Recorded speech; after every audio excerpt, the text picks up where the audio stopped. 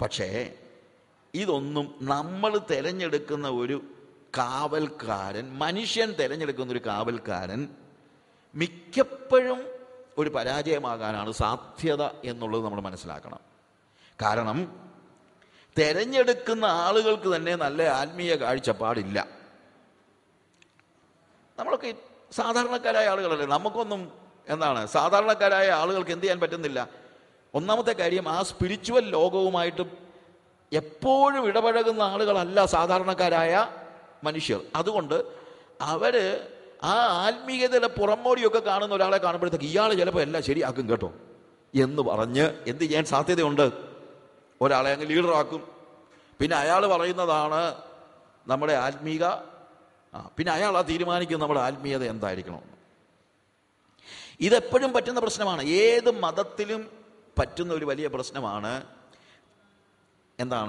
ശരിയായ ആത്മീക പക്വതയില്ലാത്ത നേതാക്കന്മാർ ജനങ്ങളെ വഞ്ചിക്കുന്നത്. അതെന്തുകൊണ്ടാണ്? ഇവിടെ നമ്മൾ വായിച്ച കാര്യം തന്നെ അതാണ്. നീ നിന്റെ ജാതിക്കാരോട് പ്രവചിച്ചു പറയേണ്ടത്, ഞാൻ ദേശത്തിന് നേരെ വാൾ വരുത്തുമ്പോൾ ആ ദേശത്തിലെ ജനം തങ്ങളുടെ കൂട്ടത്തിൽ ഒരു പുരുഷനെ തെരഞ്ഞെടുത്ത് കാവൽക്കാരനാക്കി വെച്ചാൽ. ഞാൻ പറഞ്ഞല്ലോ, ആ ജനങ്ങളെ ഞാൻ അപ്രീഷിയേറ്റ് ചെയ്യുന്ന എന്തിനാന്ന് ചോദിച്ചു കഴിഞ്ഞാൽ, ഏറ്റവും കുറഞ്ഞത് അവർ പറഞ്ഞു, ഞങ്ങൾക്ക് ആത്മീയമായ വേണ്ടത്ര കാഴ്ചപ്പാടൊന്നും ഇല്ല, അതുകൊണ്ട് ഞങ്ങൾ അപകടത്തിൽ ചെന്ന് ചാടാൻ സാധ്യതയുണ്ട്, അതുകൊണ്ട് ഞങ്ങൾക്കൊരു കാവൽക്കാരനെ വേണമെന്ന് പലപ്പോഴും പറഞ്ഞു. എന്നാൽ ഈ കാവൽക്കാര് മിക്കപ്പോഴും അവരുദ്ദേശിക്കുന്ന, അല്ലെങ്കിൽ ഈ വാൾ വരുന്നതിനെ കണ്ട് മുന്നറിയിപ്പ് നൽകുന്നതിൽ അത്ര തൽപരരായ ആളുകളൊന്നുമല്ല. അതിൻ്റെ ഒരു കാരണം, ഇവർ പലരും അൺകൺസേൺഡ് ആണ്. അതിനെക്കുറിച്ച് ഞാൻ പിന്നെ പറയാം. പിന്നെ ജനങ്ങൾക്ക് ഇഷ്ടപ്പെടുന്ന ആളുകളെയല്ലേ ഇവർ കാവൽക്കാരാക്കി വെക്കുന്നത്. അപ്പോൾ അതുകൊണ്ട് ഇവർക്കൊരു ചിന്തയുണ്ട്, ഈ ജനങ്ങളെ പ്രസാദിപ്പിച്ച് കാര്യങ്ങളൊക്കെ ചെയ്യണമെന്ന്. അതുകൊണ്ട് മിക്കപ്പോഴും ഈ റിലീജിയസ് കാവൽക്കാരൊക്കെ വെറും എൻ്റർടൈനേഴ്സായിട്ട് വരുന്നത് നമ്മൾ കാണുന്നുണ്ട്. എൻ്റർടൈനേഴ്സാണ് കാവൽക്കാരെന്നാണ് പറയുന്നതെങ്കിലും ജനങ്ങളെ സന്തോഷിപ്പിക്കുന്നതായിട്ട് അതിനാ അവരുടെ പരിപാടി മുഴുവൻ. ഇപ്പം മറ്റ് മതങ്ങളിലെ കാര്യമൊക്കെ പോട്ടെ, നമ്മുടെ കാര്യം തന്നെ ആലോചിച്ച് നോക്കുക. നമ്മൾ ആത്മീകരായി ചിന്തിച്ചിരിക്കുന്ന പല ആളുകളും ഞങ്ങൾ കാവൽക്കാരാണ്, ഞങ്ങൾ ഇതാണ് അതാണെന്നൊക്കെ പറയും. പക്ഷെ അവരുടെ ജോലി എന്നാ? നമ്മളെ സുഖിപ്പിക്കുക എന്നുള്ളതാണ്. ചില ആളുകളുണ്ടല്ലോ, അതിനുവേണ്ടി നമുക്കിഷ്ടമുള്ളത് എന്താണോ അതിങ്ങനെ തന്നുകൊണ്ടിരിക്കും. ഞാൻ എല്ലാ മീറ്റിങ്ങിലും പറയുന്നൊരു കാര്യമുണ്ട്, ദൈവം ഒരു വ്യക്തിയെ ദൈവിക ശുശ്രൂഷ ഏൽപ്പിക്കുന്നത് ജനങ്ങളെ സുഖിപ്പിക്കാനല്ല, ജനങ്ങളെ രൂപാന്തരപ്പെടുത്താനാണ്. അതുകൊണ്ട് നമുക്കിഷ്ടപ്പെടുന്ന രീതിയിൽ കാര്യങ്ങൾ കൊണ്ടുപോകുന്ന ആളുകളെ അല്ല, നമ്മളെ രൂപാന്തരപ്പെടുത്തുന്ന ആളുകളെയാണ് നമ്മൾ കാവൽക്കാരാക്കി വെക്കേണ്ടത്. ഇന്ന് ഈ ടി വിയിലും ക്രൂസൈഡിലും എല്ലാം നോക്കിക്കഴിഞ്ഞാൽ നമ്മളെ രസിപ്പിക്കുന്ന, അല്ലെങ്കിൽ അവർ ഒത്തിരി കളികൾ കളിക്കുകയാണ്. നമ്മൾ ചിന്തിക്കുന്നത് ഇവരെല്ലാം നമ്മുടെ ആത്മീക പൈതൃകമുള്ള അല്ലെങ്കിൽ ആത്മീക നേതൃത്വമാണ്, ഇവരാണ് നമ്മളെ സംരക്ഷിക്കുന്നത്, ഇവരാണ് ഞങ്ങൾക്ക് വാർണിംഗ് തരുന്നത്. ഇവർ ജന്മം ചെയ്താൽ ഒരു വാർണിംഗും തരത്തില്ല. പിന്നെ ഇപ്പം ജനങ്ങളൊക്കെ എന്നോട് വളരെ അടുത്തിരിക്കുകയാണ്, പോപ്പുലർ ആയിരിക്കുകയാണ്. എന്നാൽ ഈ സമയത്തിന് ചില കാശുണ്ടാക്കിയേക്കാമെന്നാ പലരുടെയും ചിന്ത. ഈ ടി വിയിലൊക്കെ ഞാൻ ആലോചിക്കാറുണ്ട്, നിങ്ങളുടെ കാവൽക്കാരാണെന്ന് പറഞ്ഞുകൊണ്ട് നടക്കുന്ന കുറേ പ്രസംഗകരൊക്കെ ടി വി വരും. അവർ പറയുന്നത്, നിങ്ങളുടെ കുഞ്ഞുങ്ങളെ ഞങ്ങൾ സംരക്ഷിച്ചോളാം, ഞങ്ങൾ പ്രാർത്ഥിച്ചോളാം, അങ്ങനെ ഞാൻ എന്ത് ചെയ്യാം, കുഞ്ഞുങ്ങളെ സംരക്ഷിക്കാം, ഒരു കുഞ്ഞിന് 250 രൂപ വെച്ച് തന്നാൽ മതി. അതെന്തോന്ന് കാവല്? അതാണോ ആത്മീക കാവൽ? നിങ്ങളുടെ കുഞ്ഞുങ്ങളെ സ്പോൺസർ ചെയ്യുക, പിന്നെ ടി വിയിൽ പ്രോഗ്രാം സ്പോൺസർ ചെയ്യാൻ നിങ്ങൾ കുറച്ച് കാശ് തന്നാൽ നിങ്ങളുടെ പേര് പറഞ്ഞ് പ്രത്യേകമായി പ്രാർത്ഥിക്കും. അതെന്തോന്ന് പ്രാർത്ഥന? ഇതൊക്കെ കളിപ്പീരാണെന്ന് നിങ്ങളെന്താ മനസ്സിലാക്കാത്തത് ഞാൻ പലപ്പോഴും ആലോചിക്കാറുണ്ട്. ഇതിനൊക്കെ കാശ് കൊടുക്കുന്നവരുണ്ടല്ലോ. ഏത്? എന്തിനാ? പരസ്യമായിട്ടൊന്ന് പ്രാർത്ഥിച്ച് കേൾക്കാൻ വേണ്ടി എഴുതി കാണിക്കും. ഇന്നത്തെ പ്രോഗ്രാം സ്പോൺസർ ചെയ്തിരിക്കുന്നത് ഇന്നാരാണ്, പിന്നെ ഇന്നത്തെ പ്രോഗ്രാം സ്പോൺസർ ചെയ്തിരിക്കുന്നവർക്കായി നമ്മളിപ്പോൾ പ്രാർത്ഥിക്കാം, അവരെ എല്ലാ കാവൽ ചെയ്യാനായിട്ട്. എൻ്റെ പ്രിയമുള്ളവരെ, അങ്ങനെ ടി വി കൂടെ ഒരു പേരടിച്ചു വന്നാലോ അവരന്നേരം കൈവക്കി ഒന്ന് പ്രാർത്ഥിച്ചാലോ ഒന്നും കാവൽ നടക്കത്തില്ല. കാരണം ഇവരാരും ചെയ്യുന്നത് യഥാർത്ഥ കാവലല്ല. കാര്യം യഥാർത്ഥ കാവൽക്കാരൻ്റെ ചുമതല എന്താ? മുന്നറിയിപ്പ് നൽകുക എന്നുള്ളതാണ്. ദേ നീ ചാകാൻ പോകുകയാണ്, നിനക്ക് നശിക്കാൻ പോകുകയാണ്, നീ നരകത്തിലേക്കാണ് പോകുന്നതെന്ന് പറയാൻ കഴിയുന്നവനാണ് യഥാർത്ഥ കാവൽക്കാർ. അല്ലാത്തതൊക്കെ കള്ളക്കാവലാ.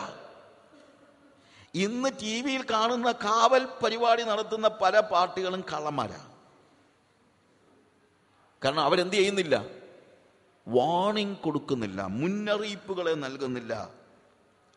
വാൾ വരുമ്പോൾ ആ വാളിനെ കുറിച്ച് അവർ സംസാരിക്കുന്നില്ല. പകരം അവർ പറയുന്നത് ഞങ്ങൾ പ്രാർത്ഥിച്ചൊരു വലയം തീർക്കാം, ഒരു വാളും നിന്നെ സ്പർശിക്കാതെ വണ്ണം ഒരു വലയം തീർക്കാം. എന്തിനാണ് ഈ വാള് വരുമ്പോൾ പ്രാർത്ഥിച്ച് വലയം തീർക്കുകയൊന്നുമല്ല ആവശ്യം. ഈ വാള് വരുമ്പോൾ ഓടി രക്ഷപ്പെടുക എന്നുള്ളതാണ് ആവശ്യം. മാനസാന്തരപ്പെടുക എന്നുള്ളതാണ് ആവശ്യം. അത് നിങ്ങൾ മനസ്സിലാക്കണം. അതിൻ്റെ കാരണം എന്താണ്? അതിൻ്റെ കാരണം ഈ വാള് ശത്രു കൊണ്ടുവരുന്നതല്ല എന്നുള്ളതാണ്.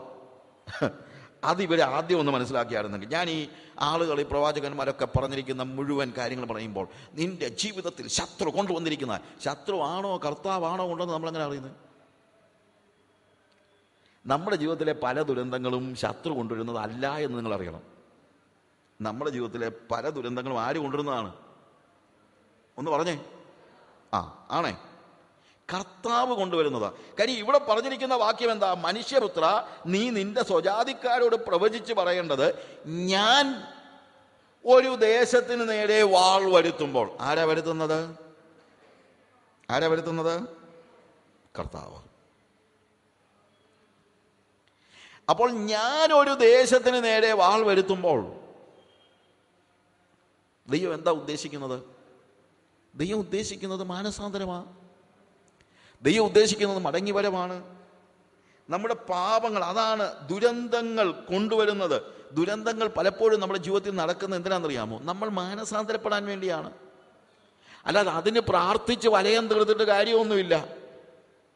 അപ്പോൾ ഒരു കാവൽക്കാരൻ്റെ ചുമതല വാള് വരുമ്പോൾ പ്രാർത്ഥിച്ച് വലയം തീർക്കുകയല്ല. ഒരു കാവൽക്കാരൻ്റെ ചുമതല, നീ അനുസരിക്കാത്തത് കൊണ്ട്, നീ കള്ളത്തരം കാണിക്കുന്നത് കൊണ്ട്, നീ കള്ളക്കണക്ക് എഴുതുന്നത് കൊണ്ട്, നീ മോഷ്ടിക്കുന്നത് കൊണ്ട്, നീ വ്യഭിചാരം ചെയ്യുന്നത് കൊണ്ട് നിനക്കെതിരെ ദൈവം വാള് വരുത്തുന്നു. ആ ദൈവത്തിൻ്റെ വാള് പ്രാർത്ഥിച്ച് മാറ്റാൻ പറ്റുമോ? അത് പ്രാർത്ഥിച്ച് മാറ്റുന്നതല്ല, പ്രത്യുത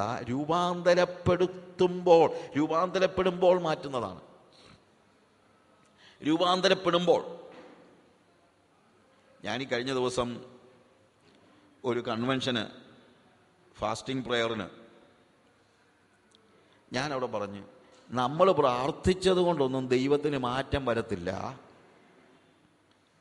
നമ്മൾ മാറുമ്പോഴേ ദൈവം മാറുള്ളത്. ഞാൻ പറഞ്ഞ മനസ്സിലാക്കണം. നമ്മൾ പ്രാർത്ഥിക്കുമ്പോഴല്ല ദൈവം മാറുന്നത്, നമ്മൾ മാറുമ്പോഴാണ് ദൈവം മാറുന്നത്. അത് കഴിഞ്ഞ് പ്രാർത്ഥിച്ച ആൾക്ക് അത്ര ഇഷ്ടപ്പെട്ടില്ല. അദ്ദേഹം പറഞ്ഞു, കർത്താവേ, യോനായുടെ പുസ്തകത്തിൽ എന്താ പറഞ്ഞിരിക്കുന്നത്? ആ നിനവയിലെ ജനങ്ങൾ കരഞ്ഞ് പ്രാർത്ഥിച്ചപ്പോൾ നീ അനുതപിച്ചല്ലോ. അവിടെ എഴുതിയിരിക്കുന്നത് എന്താ? വായിച്ചു നോക്കിയിട്ടുണ്ടോ നിങ്ങൾ വീട്ടിൽ പോയൊന്ന് വായിച്ചു നോക്കണം. നിനവയിലെ ജനങ്ങൾ കരഞ്ഞ് പ്രാർത്ഥിച്ച് ഉപവസിച്ചപ്പോൾ കർത്താവ് രൂപാന്തരപ്പെട്ട നല്ല എഴുതിയിരിക്കുന്നത്, അനുതപിച്ച നല്ല എഴുതിയിരിക്കുന്നത്. അവർ കരഞ്ഞു, ഉപവസിച്ചു, മൃഗങ്ങൾ പോലും രട്ടെടുത്തു. അതിനേക്കാളും നിങ്ങൾ തന്നെ ആലോചിച്ച്, പശുവും ആടും ഒക്കെ ചാക്കും പുതച്ചുകൊണ്ട് നടക്കുന്നു. അത്രയ്ക്ക് കഠിന ഉപവാസമായിട്ടും കർത്താവിന് ഒരു രൂപാന്തരം ഉണ്ടായില്ല. എപ്പോഴാണ് രൂപാന്തരം ഉണ്ടായെന്നറിയാമോ?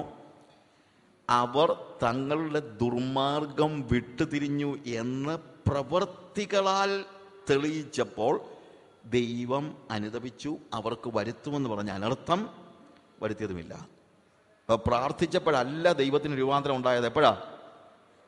പ്രവൃത്തികളാൽ അവരുടെ ദുർമാർഗം അവർ വിട്ടുതിരിഞ്ഞെന്ന് പ്രവൃത്തികളാൽ തെളിഞ്ഞപ്പോൾ.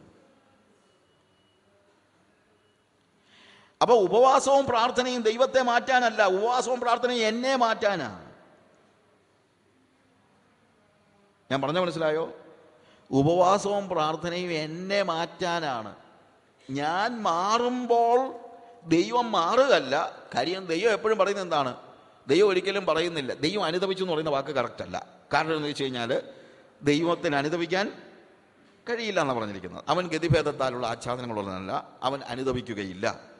പിന്നെന്താ സംഭവിച്ചിരിക്കുന്നത്? അവിടെ ഉപയോഗിച്ചിരിക്കുന്ന വാക്ക് ദൈവം ഹി സോഫ്റ്റൻഡ് ഹിസ് ഹാർട്ട് എന്ന് എഴുതിയിരിക്കുന്നത്. അവൻ